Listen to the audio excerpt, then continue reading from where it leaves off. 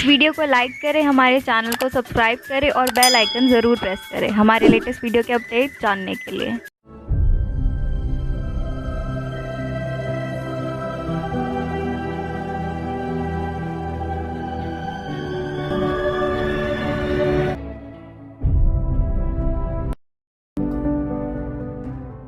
नमस्कार, मैं शारदा और आज हम क्लास 10 चैप्टर फर्स्ट केमिस्ट्री का इंट्रोडक्शन टू केमिकल रिएक्शन और इक्वेशन समझने जा रहे हैं।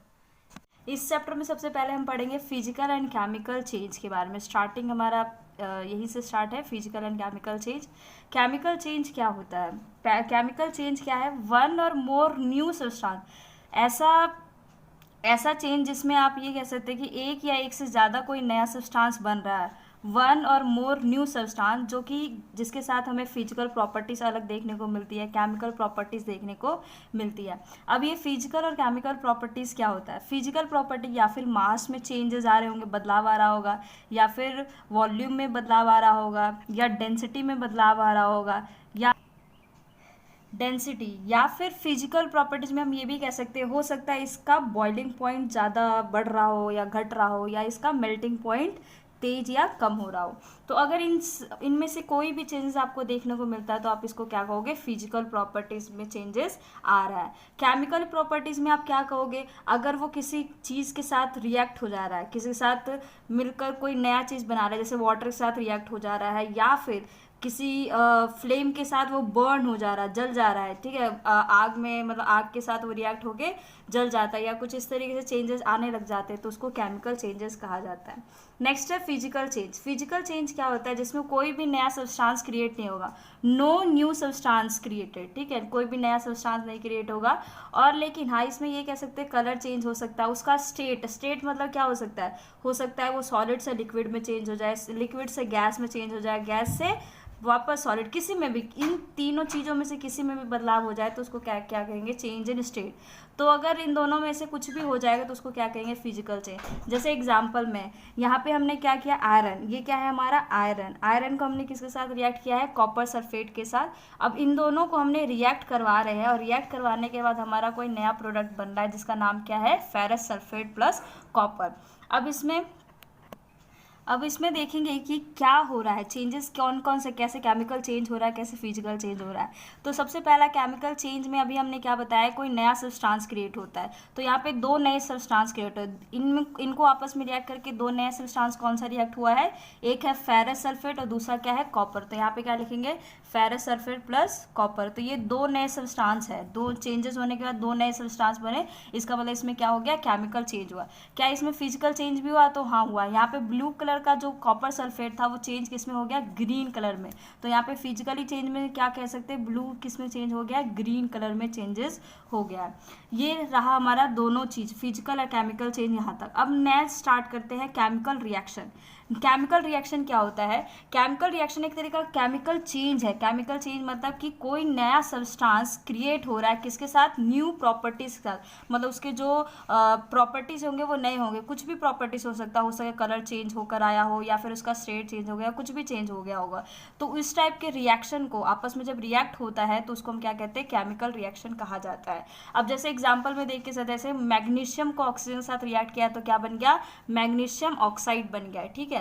तो ये जो नया सब्सटेंस बन रहा है इसको क्या कहेंगे? Chemical reaction. अब ये बनने से पहले हमारे पास दो टर्म है जो समझना है। पहला है रिएक्टेंट और दूसरा क्या है? प्रोडक्ट, ठीक है। रिएक्टेंट क्या होता है कि दो सब्सटेंस को आपस में जब हम रिएक्ट करवा रहे हैं, the substance which take part in a chemical reaction is called reactant. मतलब ये जो दो सब्सटेंस आपस में क्या हो रहे हैं? रिएक्ट हो रहे हैं, किस चीज़ के लिए? कोई नया सब्सटेंस को क्रिएट करने में, तो इसको क्या कहेंगे? रिएक्टेंट। मतलब ये दोनों चीज़ हमारे लिए क्या बन जाएंगे? रिएक्टेंट। अब इन दोनों को रिएक्ट करने का जो नया सब्सटेंस बनेगा उसको क्या कहेंगे? प्रोडक्ट।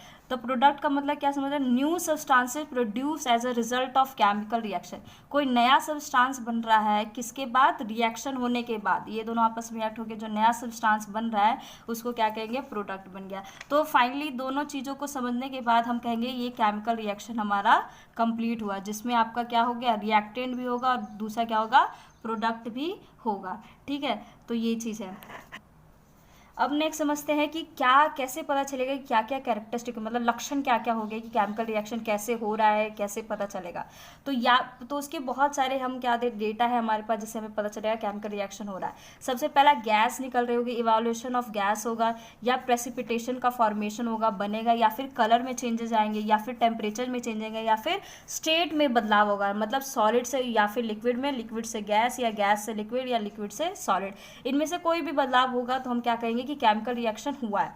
अब कुछ कुछ एग्जांपल देखिए, जैसे इवोल्यूशन ऑफ गैस कैसे समझेंगे। जैसे सपोज एग्जांपल है, जिंक को सल्फ्यूरिक एसिड के साथ हमने क्या किया, रिएक्ट करवाया, तो जिंक हमारा क्या हो गया, जिंक और सल्फ्यूरिक एसिड दोनों हमारा क्या है, रिएक्टेंट है, दोनों को आपस में क्या किया, रिएक्ट करवाया, और क्या बना, जिंक सल्फेट बना, और साथ में हमारा हाइड्रोजन गैस निकल रहा है।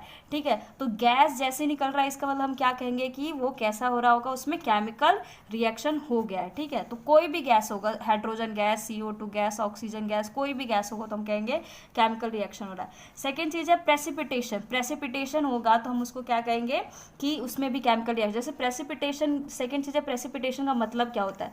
प्रेसिपिटेशन का मतलब क्या है कि जब दो सब्सटेंस आपस में रिएक्ट करते हैं तो कोई नया सब्सटेंस बनता है, लेकिन वो डिजोल्व नहीं हो पाता है, अनडिजोल्व सब्सटेंस है। अनडिजोल्व मतलब वो घुलेगा नहीं और नीचे जाके बॉटम में जाके नीचे जाके क्या कर जाएगा, बैठ जाएगा, तो इसलिए हम उसी को क्या कहेंगे, प्रेसिपिटेशन कहेंगे। तो जैसे यहाँ पे क्या है, पोटेशियम आयोडाइड और लेड नाइट्रेट को आपस में रिएक्ट करवाया तो क्या बन गया, पोटेशियम नाइट्राइड बन गया, और साथ में क्या है आपका लेड आयोडाइड बन गया। तो जो ये लेड आयोडाइड है ये बेसिकली येलो कलर का प्रेसिपिटेशन है।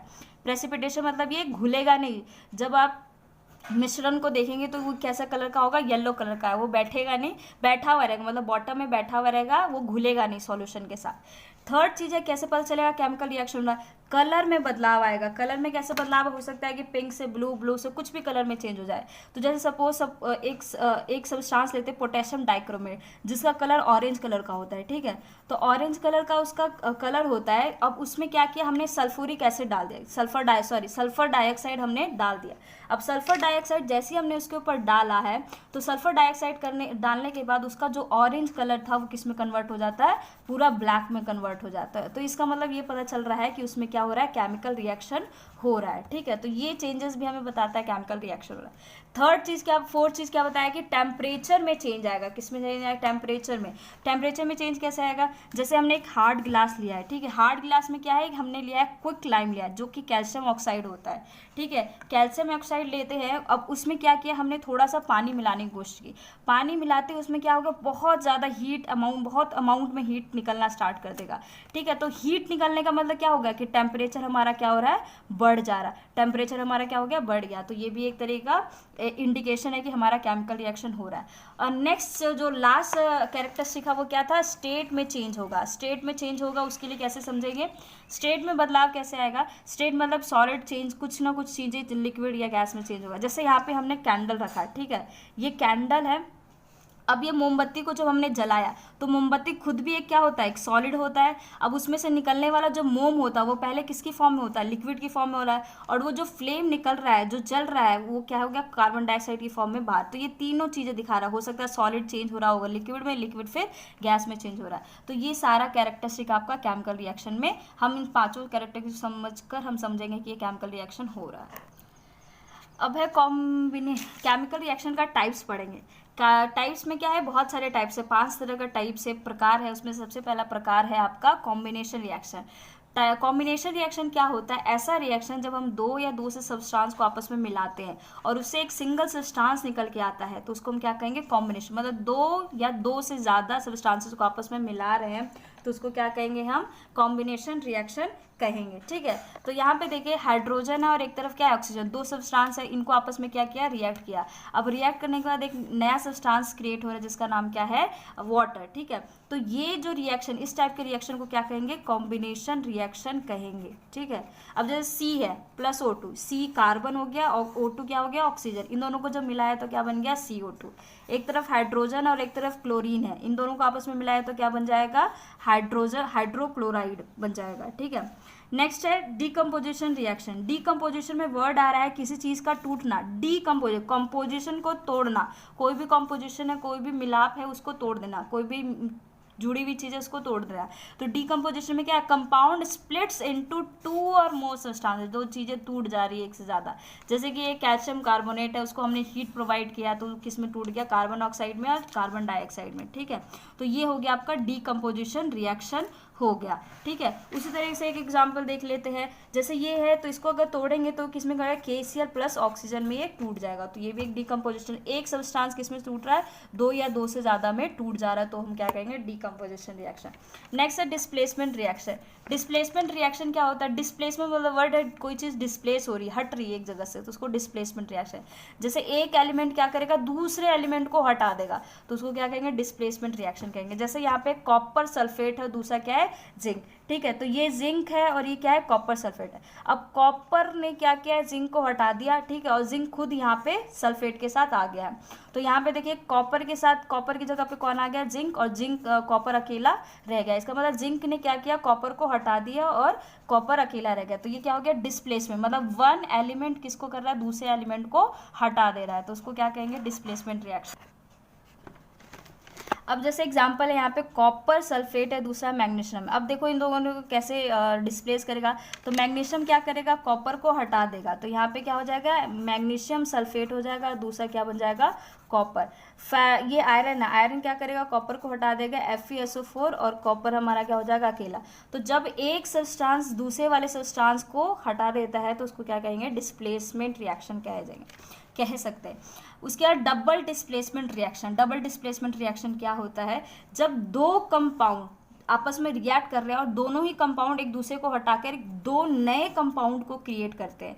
ठीक है, अब ये रिएक्शन होता है, इसका मतलब यहाँ पे सिर्फ एक ही सब्सटेंस हटाया जा रहा था, अब यहाँ पे दोनों सब्सटेंस एक दूसरे को हटा के एक नए नए कंपाउंड में क्रिएट करेंगे। और ये किसके थ्रू हो रहा है, हो सकता है उसके अंदर आयंस का क्या होगा, एक्सचेंज हो रहा है। आयंस आगे चल के पढ़ेंगे आयंस क्या होता है। अब देखो, अब यहाँ पे दो कंपाउंड है, एक है सिल्वर नाइट्रेट, दूसरा है सोडियम क्लोराइड। अब यहाँ पे दो सब्सटेंस एक दूसरे को कैसे हटाएंगे, तो सोडियम क्या करेगा, सिल्वर को हटा देगा, और सिल्वर क्या करेगा, सोडियम को हटा देगा। तो Na की जगह पे क्या हो जाएगा, Ag, और Ag की जगह पे क्या हो जाएगा, Na। तो यहाँ पे क्या बन गया, AgCl, और दूसरा क्या हो गया, सोडियम नाइट्रेट बन गया। उसी तरीके से यहाँ पे एग्जाम्पल में BaCl2 Na2SO4। अब यहाँ पे क्या है, Na को किसको रिप्लेस करेगा, बेरियम को, और बेरियम किसको से रिप्लेस करेगा, सोडियम को। तो यहाँ पे क्या हो जाएगा, BaSO4, और दूसरा क्या हो जाएगा, NaCl। मतलब सोडियम ने बेरियम को हटाया, Ba को हटाया, Ba ने सोडियम को हटा दिया। ठीक है, तो इस तरीके से नया कंपाउंड। तो यहाँ पे डबल डिस्प्ले, मतलब दोनों ही एक दूसरे को क्या कर रहे हैं, डिस्प्लेस कर रहे हैं, तो इसलिए इसको क्या कहेंगे, डबल डिस्प्लेसमेंट रिएक्शन। उसके बाद है नेक्स्ट लास्ट टाइप है हमारा ऑक्सीडेशन और रिडक्शन रिएक्शन। लास्ट टाइप क्या है, ऑक्सीडेशन और रिडक्शन रिएक्शन। अब ऑक्सीडेशन क्या होता है, ऑक्सीडेशन का मतलब है कि ऑक्सीजन का जुड़ना किसी भी रिएक्शन में होने के बाद अगर ऑक्सीजन किसी सब्सटेंस में जुड़ जाता है तो उसको क्या कहेंगे, ऑक्सीडेशन। और उस साथ में एक और डेफिनेशन, अगर हाइड्रोजन साथ में अगर रिमूव हो रहा होगा तो भी हम ऑक्सीडेशन। तो यहाँ पे दो डेफिनेशन है, ऑक्सीजन का जुड़ जाना या हाइड्रोजन का रिमूव हो जाना, हट जाना, तो भी ऑक्सीडेशन कहलाता है। जैसे कि यहाँ पे कार्बन सिंगल था, अब उसके साथ ऑक्सीजन क्या हो गया, जुड़ जाएगा। अगर ये ऐड हो जाएगा तो उसके बाद क्या बन गया, कार्बन डाई। तो यहाँ पे कार्बन के पास ऑक्सीजन नहीं था, अब कार्बन के साथ ऑक्सीजन आ गया, तो ये कैसा रिएक्शन हो गया है, ऑक्सीडेशन रिएक्शन हो गया। जैसे ये कॉपर है, कॉपर के साथ ऑक्सीजन नहीं था, अब ऐड होने के बाद क्या हो गया, कॉपर ऑक्साइड बन गया। मतलब एडिशन होने के बाद क्या हो रहा है, ऑक्सीजन का एडिशन होने के बाद ये कैसा रिएक्शन बन जा रहा है, ऑक्सीडेशन रिएक्शन हो जा रहा है। ठीक है, अब नेक्स्ट है रिडक्शन। रिडक्शन रिएक्शन क्या होता है, इसका बिल्कुल अपोजिट मतलब जहाँ पे पहले हम ऑक्सीडेशन में ऑक्सीजन का एडिशन समझ रहे थे, उसका अपोजिट का मतलब यहाँ पे क्या होगा, हाइड्रोजन का एडिशन होना चाहिए। यहाँ पे ऑक्सीजन का एडिशन हो रहा था, यहाँ पे हाइड्रोजन का एडिशन होगा, तो ये थोड़ा सा चेंजेस होगा। ऑक्सीजन का एडिशन ऑक्सीडेशन, हाइड्रोजन का एडिशन रिडक्शन कहलाएगा। ठीक है, ओके। तो एडिशन ऑफ हाइड्रोजन क्या कहलाएगा, रिडक्शन, और रिमूवल ऑफ ऑक्सीजन क्या कहलाएगा, रिडक्शन। तो इन दोनों में से, दोनों डेफिनेशन में से जो भी अगर अप्लाई होता है, आप दोनों चीज़ों को क्या कहेंगे, रिडक्शन। हाइड्रोजन का एडिशन है और ऑक्सीजन का रिमूवल। जैसे एग्जाम्पल में समझते हैं क्या हो रहा है, जैसे एग्जाम्पल क्या है, कॉपर ऑक्साइड है, हाइड्रोजन के साथ रिएक्ट हो रहा है। ठीक है, अब क्या हो रहा है कि यहाँ पे कॉपर ऑक्साइड, ऑक्सीजन था कॉपर के साथ लेकिन अब ऑक्सीजन इसके पास नहीं रहा, तो ये कैसा हो गया, रिडक्शन हो गया। ऑक्सीजन का रिमूव होना ही हम क्या कहलाता है, रिडक्शन। तो यहाँ पे ऑक्सीजन क्या हो गया, रिमूव हो गया। लेकिन यहीं पे साथ में अगर हाइड्रोजन के साथ देखें तो हाइड्रोजन के साथ क्या हो रहा है, ऑक्सीजन का एडिशन हो रहा है। यहाँ पे ऑक्सीजन क्या हो गया, ऐड हो गया। तो इसका मतलब हाइड्रोजन के साथ क्या हो रहा है, ऑक्सीडेशन हो रहा है, और कॉपर के साथ क्या हो रहा है, रिडक्शन हो रहा है। तो ये दोनों चीज, इस रिएक्शन में दोनों चीजें एक साथ, ऑक्सीडेशन भी हो रहा है, दूसरी साथ में रिडक्शन भी हो रहा है, तो दोनों चीज साथ में हो रहा है। तो ये कैसा रिएक्शन हो गया, ऑक्सीडेशन एंड रिडक्शन रिएक्शन हो जाएगा। अब नेक्स्ट एग्जांपल है जैसे कि जिंक ऑक्साइड प्लस कॉपर। अब जिंक ऑक्साइड प्लस कॉपर में देखोगे कि क्या हो रहा है, ऑक्सीजन यहाँ पे है, ऑक्सीजन है, लेकिन यहाँ पे क्या हो रहा है, ऑक्सीजन रिमूव हो गया। तो ऑक्सीजन रिमूव होने का मतलब क्या हो रहा है, क्या चीज़ हो रहा होगा, रिडक्शन हो रहा होगा। ऑक्सीजन का रिमूव होना क्या कहलाएगा, रिडक्शन हो रहा है। अब यहाँ पे कॉपर था, कॉपर पे ऑक्सीजन नहीं था, कॉपर के पास ऑक्सीजन आ गया है, तो क्या कहेंगे, ऑक्सीडेशन कहेंगे। ठीक है, क्या कहेंगे, ऑक्सीडेशन कहेंगे। ठीक है, कार्बन के साथ क्या हो रहा है, ऑक्सीडेशन हो रहा है, जिंक के साथ क्या हो रहा है, रिडक्शन हो रहा है। तो यहाँ पे क्या कंक्लूजन निकालेंगे कि ऑक्सीडेशन और रिडक्शन दोनों ही अपोजिट नेचर के होते हैं। ऑक्सीडेशन में क्या समझा था कि ऑक्सीजन का ऐड होना, और रिडक्शन में क्या समझा, हाइड्रोजन का ऐड होना। ऑक्सीडेशन में क्या समझा, हाइड्रोजन का रिमूव होना, और रिडक्शन में क्या समझेंगे, ऑक्सीजन का रिमूव होना। तो ये दोनों ही अपोजिट है। ऑक्सीडेशन का मतलब कि ऑक्सीजन का जुड़ना, और रिडक्शन मतलब ऑक्सीजन का रिमूव होना। ऑक्सीडेशन का मतलब हाइड्रोजन का रिमूव होना, और रिडक्शन का मतलब हाइड्रोजन का एडिशन हो रहा। तो अगर ध्यान से समझेंगे तो दोनों ही अपोजिट नेचर के हैं। ठीक है, ऑक्सीडेशन रिडक्शन बिल्कुल ही अपोजिट है। ठीक है, अब लास्ट चीज़ क्या आती है, दो एजेंट होते हैं। अब ये दोनों जो ऑक्सीडेशन हो रहा है और रिडक्शन हो रहा है वो किसकी वजह से हो रहा है, तो उसको हम क्या कहेंगे, एजेंट। ठीक है, दो तरह का एजेंट होता है, एक ऑक्सीडाइजिंग एजेंट होता है, रिड्यूसिंग एजेंट होता है। दो तरह के ऑक्सीडेशन एजेंट है। ऑक्सीडाइजिंग एजेंट सबसे पहले है कि ऑक्सीडाइजिंग एजेंट का मतलब क्या है, जो मदद कर रहा है किस चीज़ में, ऑक्सीजन को ऐड करवाने में जो मदद करेगा उसको क्या कहेंगे, ऑक्सीडाइजिंग एजेंट कहेंगे।